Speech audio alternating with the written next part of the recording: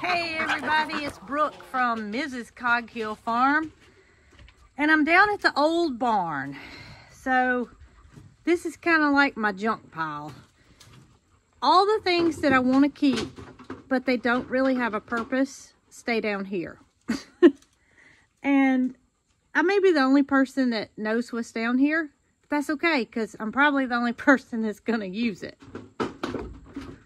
But I'm on a mission to find a piece of lumber that I can use to make a shelf out of for the new barn.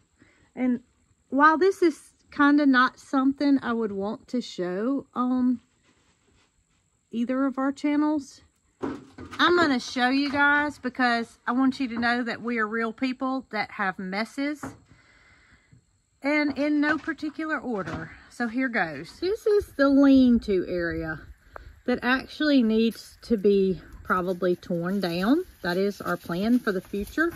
You can see over here on the other side where the rafters actually did fall down, and that's where we robbed that tin from that we used for the milk room.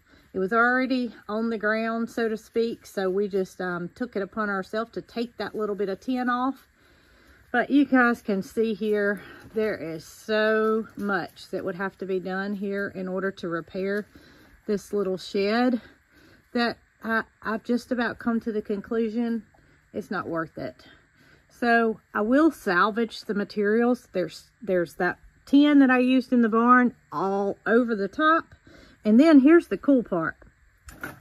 It was originally used for something, because you can see below all of the junk that's here, you can see concrete. And I'm not so certain what this would have been for, because it's like a wall that goes down the center, and there's not concrete on this side. So now that you got a good look at all Cog Hill's junk, this is not even the inside of the barn. That's stuff that I don't want to get wet. That's more important, so to speak. Yeah, I mean, we have messes. We're normal people. We keep things that we probably, well, we may never use it, but just in case, this is our pile. And I'm seeing one thing that I can use already, and that is this piece of board that I put here many moons ago for whatever reason, and now it's coming in handy. So I don't know why I put it here, or what my thinking was for saving this little scrap piece of, looks like a 2x10, but I think it may come in handy for my shelf that I'm wanting to build. What exactly am I wanting to build a shelf for? Well, we have an incubator that is a cabinet style incubator that holds 100+ eggs. And for this little incubation project, I don't need an incubator that holds that many eggs. I just need a little small incubator. And yes, I had one of those stored behind me in that barn. It needs a little good cleanup, but it's in good shape. I plugged it in. I made sure it still came on. And the turner still works, which is a separate plug-in mechanical part of the incubator. So with confirmation that both of those are still in working order, I'm on my way to the new barn with my piece of wood that I found here. And I'm going to try to build a shelf for that incubator to sit on, because I don't want it sitting on the ground. And I also want it to look nice. I want it to be neat and the wires to be hidden and not in anybody's way. So I think that if I build this shelf and put the incubator on it, it'll be out of harm's way where it won't get kicked accidentally. And also it'll be in a perfect place that I get to monitor the eggs. So y'all come with me, Dee Dee, and the boys possibly, while we go to the new barn and see if we can't get some work done. I was on my way back to the side-by-side and I spotted another piece of lumber that's even bigger than the one that I found initially. While I don't have my shelf brackets here with me, I'm going to take this piece of wood too, because in the future, this can be used for a shelf, whether I use it today or not. This is the kind of thing that I save old stuff for, future projects. So here it is. It's Not as good a shape as the first one, which was stored under cover. This one's been out in the elements, but it's not showing any signs of rot. So with it being a bit larger, I think it may be a 2x10 or 2x12 instead of a 2x10. Regardless, if I can use it, I'll make the decision when I get there. Y'all see this? That's Dee Dee. She's peeking her head around because she saw me headed towards the side-by-side. But watch this. I'm about to crank it up. Wow. You don't see those legs move that fast until I crank up the side-by-side. She's not going to miss her ride, are you, girl? Come on. So she waits on me to, I always pick her up because I don't want her little old bones to have to jump that high. But this is where she chooses to ride, is in the floor of the side-by-side, which I'm kind of glad, because if she was up here on the seat, there would be more of a chance that she could accidentally fall off or something could happen. So Dee Dee and I are on our way to the barn and see if we can't make a shelf. Y'all didn't think I came alone, did you? I always have these boys in tow. While this is Rocky, his brother is not far behind because I saw him investigating just a minute ago. I made my way over to the new barn where I have these brackets. And these were left over from our pantry build. It's what we used to put our pantry shelves in. And while we ordered these from Amazon, it took a little while for the installers to come and start working. And time went by where I could not return those brackets. But that's okay, because you know I kept them for future use. And I am thinking, after looking at the bracket and the pieces of wood that I found, that I'm actually going to use the larger piece of wood. And yeah, I think that's going to come in handy for the incubator that I want to use. And I'm just going to put it on top of here and see how it fits before we actually cut this piece of wood. I'm thinking about putting the shelf right here, which is right where a plug is. So I'm going to cut the board the length of this 2x6 that's already here and just build it out from there for an extension and make that the shelf. This is the old incubator that I'm going to use to incubate the silky eggs. And why do I want more silkies? Well, because we have 4 roosters and 2 hens, and we would like to have a little bit more hens than we would roosters. Now, we do realize there's a 50% chance that we could end up with all roosters, but we'll cross that bridge when we get there. But for now, I've been letting the silkies continue to lay, and I haven't collected any of their eggs. I don't even know how many are in there. But after I get this incubator cleaned up and the shelf built, we are going to incubate silky eggs. I got my little farm girl, Dee Dee. Looks like she's been working hard somewhere. I don't know what she's been doing, but she's got some cobwebs on her. No telling. She's going back to work. Got my tape measure, and I'm going to go in and see how long that board actually needs to be cut.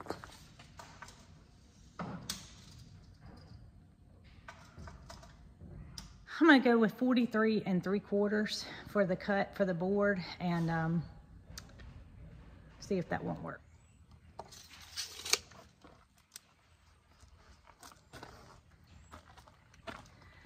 Y'all ever wondered why I wear this fanny pack? Y'all, I keep literally everything in there. I'm expecting a phone call at any time, and I've got notes in here that I need to ask that guy that's gonna call. I also have sunscreen lip protection. Everybody needs that, right? I have a pen. I have some Alara from Simply making its wonderful lip shimmer. That's what she calls it, lip shimmer. It's wonderful, by the way. If you don't use this and you're a lady, you check it out because you will not be disappointed. Simply making it lip shimmer. Everybody needs a mini bottle of Tabasco sauce in their fanny pack. I don't like hot food. I'm not so sure why I'm toting this around, but I think when I found it, I thought it was cute, and I stuck it in my fanny pack, and it's been there ever since. So just in case you like things on the spicy side. A packet of salt that's been here for no telling how long. That's the entire contents of my fanny pack for today. Now we must cut this board. Dee Dee, come over here, girl. I don't want you to get sawdust all over you. Come here. Come on, baby. Come on. Oh, can y'all see Dee Dee? She's been working hard on something. Maybe she's already got that shelf up. All right, she's out of the way. Not so fast with the shelf. I encountered a slight problem. That is, the Romex for the electrical comes down this beam right here and kind of gets in the way of that shelf. But that just means that I have to make a small cut, which I've marked here. And I think I'm gonna, I don't know if I'm gonna try to do this with the chop saw or the jigsaw, but I'm gonna have to get this corner cut out before the shelf will fit in flush. So after weighing my options, I decided to use the circular saw. Some of you guys know this as a skill saw. I think it'll just be easier to make this cut versus trying to use the chop saw. And I'm gonna do that now. I'm using the chop saw table for elevation. Here goes.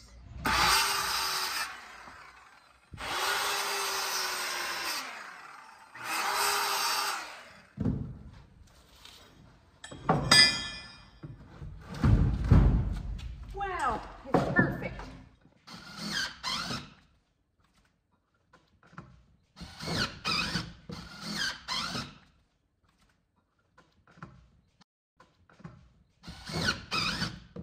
So I screwed all 3 of my shelf brackets in, and you can see those are not going anywhere. They're very thick, they're very durable, and although this piece of wood is heavy, it's going to be all the support needed to support my incubator.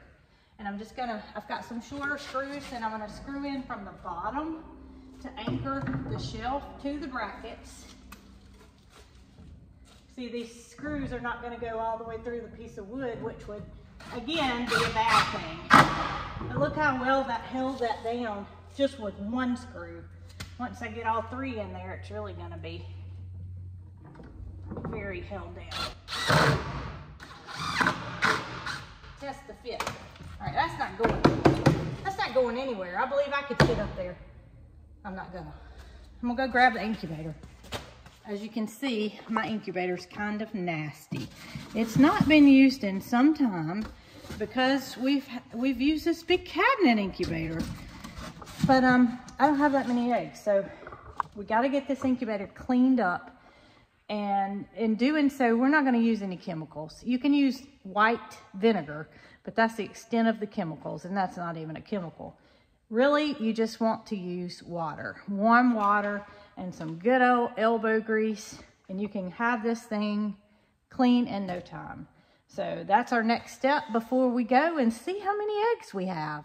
And this particular incubator is just a inexpensive styrofoam incubator. It's made by GQF. In my opinion, that is the best starter incubator that money can buy. It's very simple. It mimics like a styrofoam cooler. It retains the heat well. The thermometer is easily to keep consistent, and my model does have a humidity control on it. Not all do.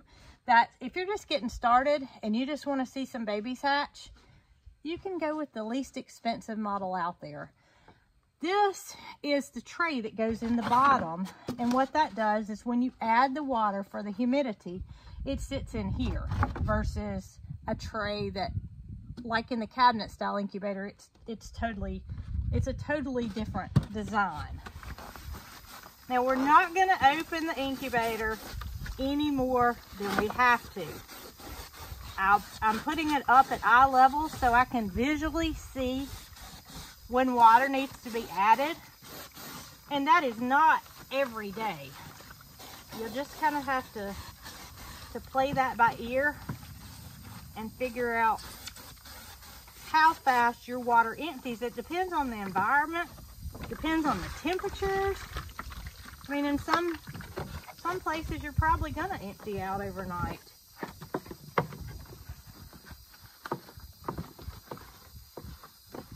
I'm not so much worried about what the outside looks like, except for I want a good viewing area that's semi-clean so I can see through it. But it doesn't have to be spotless. As long as you can see in there, then that's fine. Next step is to get this baby running, because we don't want to put eggs. We want our incubator to be the correct temperature before we put our eggs in. Before we go and collect our eggs, we have to get the incubator actually going. And it requires the power to be plugged in.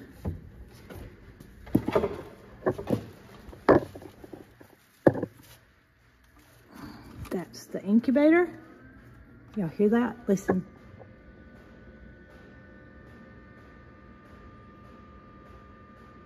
And the second part is the actual turner. Now this is one thing I want to point out. When you buy an incubator, the turner is sold separately. And the turner has this little motor in it, which is that little silver thing. And from time to time, those little motors will burn up.